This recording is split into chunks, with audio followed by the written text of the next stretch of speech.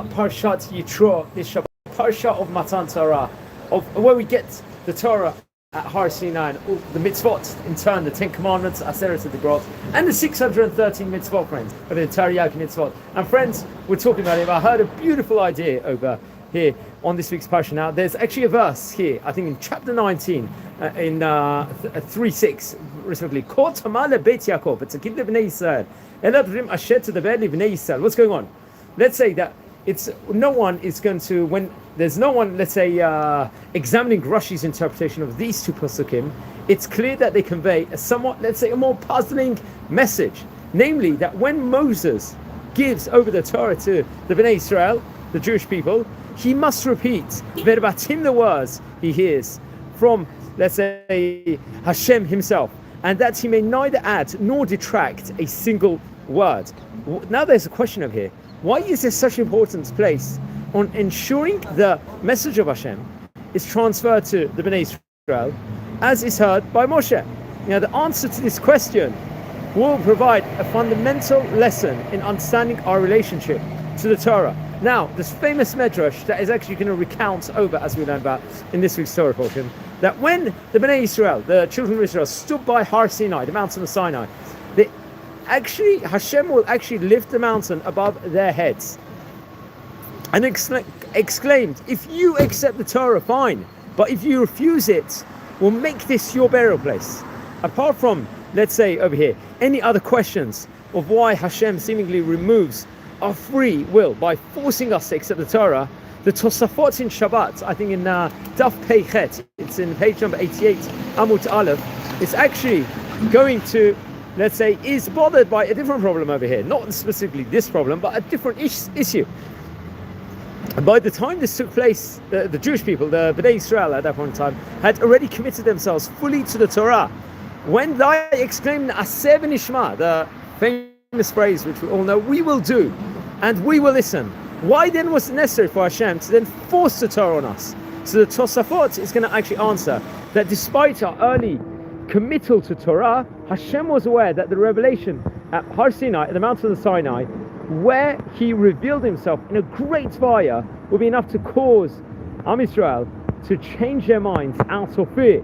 In order to avoid this, he would force, let's just say, the Torah upon us at that window in time. Now, great rabbi, someone named Rabbi Yaakov Kamenetsky, he has got a great book called the Emet Yaakov, explains this Tosafot by borrowing a concept we find in the Ethics of the Fathers, in Pirkei Avot.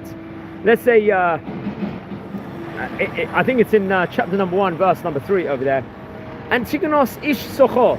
He says that we should not involve ourselves in the service of Hashem in order to receive a reward, as I say, a pras over here. Rather, as Rashi over there is going to explain, we should engage ourselves in an active relationship with Hashem and His Torah out of a love for Hashem, not out of ahava over here.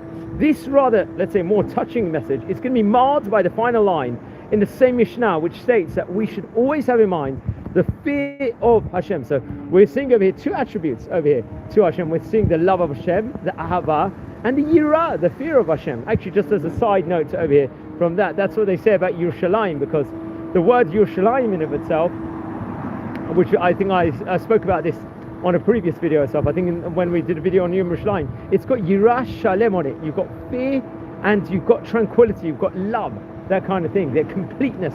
So that's just a side example of where we see the two coming together. But just to go back over here, let's say this final statement mars it in the same line where it says that you should have in mind the fear of Hashem. Now Rabbi Yaakov Kamenetsky explains that we know well from the Torah and also in the Talmud inside the Gemara and many other sources that there are two approaches to our service to Hashem.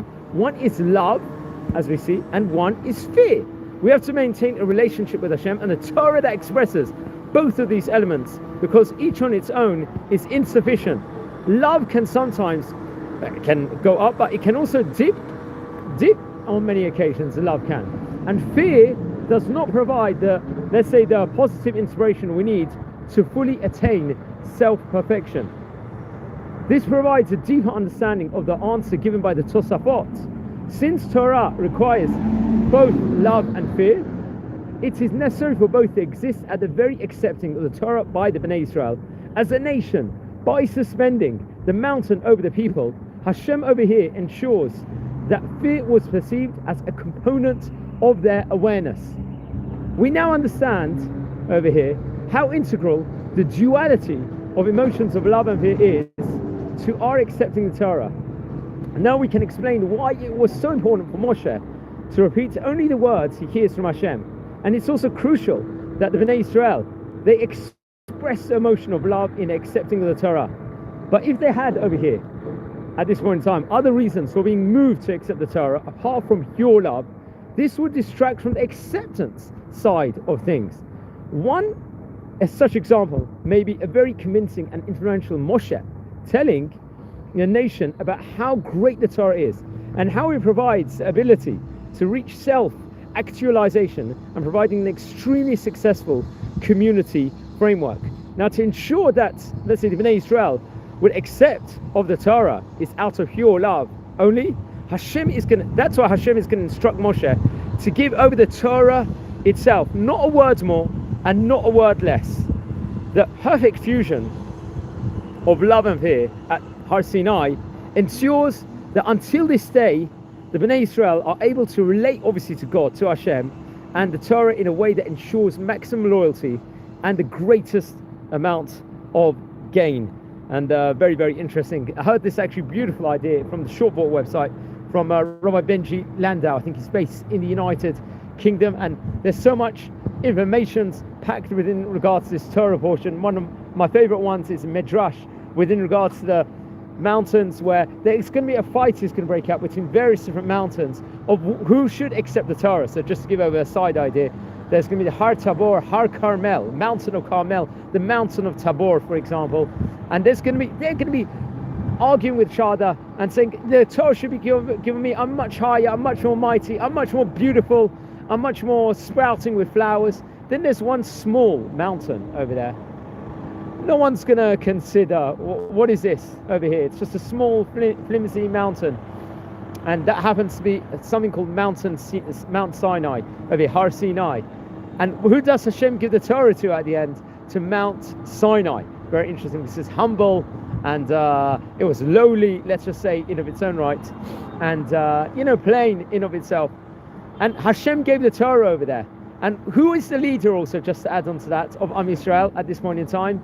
It's going to be Moshe Rabbeinu. So it's really, Moshe and Har Sinai really go together, because just as Moshe, just as a mountain is very, very lowly and humble and, not complaining and stuff like that, that's also Moshe Rabbeinu, because we see, I think in Parshat Shemot a few weeks ago, that over there Moshe is telling Hashem, they're not going to understand me, who am I don't speak properly. And no, Hashem tells him, no, you're going to be the leader. And he's so humble, he says, but how about my older brother? My older brother Aaron, he's capable of doing it, he's older than me. Yeah, and then Hashem's going to assure him, he's going to be happy for you, he's going to greet you when you do that over there. So just as Moshe Rabbeinu is symbolized as this man of humility, of let's say kavod, of giving honor to other people so much, this Har Sinai also, and it gives us a lesson in life that sometimes we should be humble. Yes, granted, we should feel that we are $1 million and so on and so forth, but when it comes to other people, how they perspect ourselves, we've got to have that specific humility onto itself, just like Moshe Rabbeinu. And it's very actually symbolized, I think we learn in the book of Sefer Vayikra, Parshat Vayikra, right at the beginning, when it talks about Hashem speaking to Moshe, it says Vayikra with a small aleph over there. This small aleph, compared to the rest of the world, with other, let's say, words inside those psukim, inside those verses over here, that will actually state over and symbolize the humility of Moshe Rabbeinu. I heard another idea that the small aleph will also symbolize the humility of just the Torah itself, very much representing by the house of Shammai and the house of Hillel. That's a Beit Shammai and Beit Hillel, how they might have disagreed with each other on many various different aspects within regards to robust debates, but they will honor each other and feel themselves with a humility and the kavod and the honor within regards to everything else. So friends, wishing you all a fantastic day, recording this here from the city of Beitar Elite, here in Judea and Samaria. They're just surrounded by beautiful shops. Here we are, we've got the whole world. This actually is no coincidence. We're in Judea and Samaria, a piece of land which everyone across the world is claiming it belongs to this one, belongs to that one. Obviously, it belongs to, it's part of biblical Israel, and this is 100% Israel. But you've got the whole world coming this. But over here, we're actually in this land at the moment, in this these 4 cubits, and can just see the humility around me of just the people. They're just doing their shopping. They're nice. They're courteous over here as a people in themselves, just representing the theme of humility, friends. So wishing you all a fantastic Shabbat. Shabbat Shalom Barach. And please watch over all the previous videos we're doing. I'm ready to get a quick coffee for the morning. And let's make this Shabbat awesome. We'll be humility and great also at the same time. And just, yeah, wishing all a fantastic day. Thanks. And don't forget, everyone, if you're new to the channel and the community over here, please don't forget to also subscribe and join, as we're coming close to 9,000 members over here. And we're going really from strength to strength. And wherever you're watching this from, just don't forget to enjoy. So wishing you Shabbat Shalom, take care and be well.